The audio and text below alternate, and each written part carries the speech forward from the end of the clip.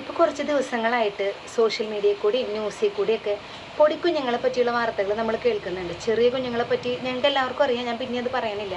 അപ്പോൾ ഇങ്ങനത്തെ വാർത്തകളൊക്കെ കേൾക്കുമ്പോൾ ഉള്ളിലൊരു പേടിയും സങ്കടമൊക്കെയാണ്. അയ്യോ, കുഞ്ഞുങ്ങൾക്ക് ഇങ്ങനെ പറ്റുമല്ലോ, അല്ലെങ്കിൽ ഈ പിക്ചേഴ്സൊക്കെ കാണുമ്പോഴേ ഇത് കുറേ ദിവസത്തേക്ക് നമ്മുടെ മനസ്സിലിങ്ങനെ ഹോണ്ട് ചെയ്തുകൊണ്ടിരിക്കും.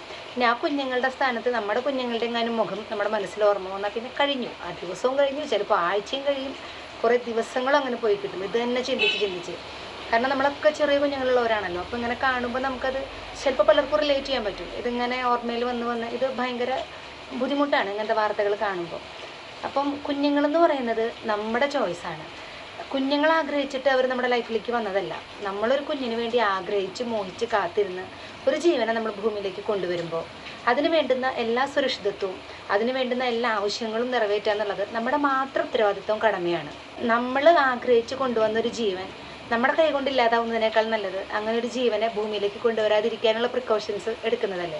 അല്ലാതെ ഒരു കുഞ്ഞിന് ജന്മം നൽകിയിട്ട് നമുക്ക് വേണ്ടാതാവുമ്പോൾ, നമുക്കതിനെ നോക്കാൻ പറ്റാതാവുമ്പോൾ, നമുക്കതിന് ആവശ്യമില്ലാതാവുമ്പോൾ അതിൻ്റെ ജീവൻ എടുക്കാമെന്ന് പറയുന്നതിനേക്കാളും എത്രയും നല്ലതാണ് ഒരു കുഞ്ഞ് ഭൂമിയിലേക്ക് വരാതെ നോക്കുന്നത്, അല്ലെങ്കിൽ ഒരു കുഞ്ഞ് ജീവൻ ഉണ്ടാവാതിരിക്കാനുള്ള പ്രിക്കോഷൻസ് എടുക്കുന്നത്. അപ്പോൾ ഒരു കുഞ്ഞിനെ നമ്മൾ ഈ ഭൂമിയിലേക്ക് കൊണ്ടുവന്നിട്ടുണ്ടെങ്കിൽ അതിന് വേണ്ടുന്ന ബേസിക് നീഡ്സും അതുപോലെ നമ്മുടെ സമയവും എല്ലാ കുഞ്ഞിനും കൊടുക്കുക എന്നുള്ളത് നമ്മുടെ ഉത്തരവാദിത്വമാണ്. അപ്പോൾ അതിന് പറ്റുന്നുണ്ടെങ്കിൽ മാത്രം ഒരു കുഞ്ഞിനെ പറ്റി ചിന്തിക്കുക. അങ്ങനെയാണെങ്കിൽ മാത്രമേ കുഞ്ഞുങ്ങളുടെ ജീവിതവും നമ്മുടെ ജീവിതവും ഒരു സന്തോഷമുള്ളതായിരിക്കുള്ളൂ.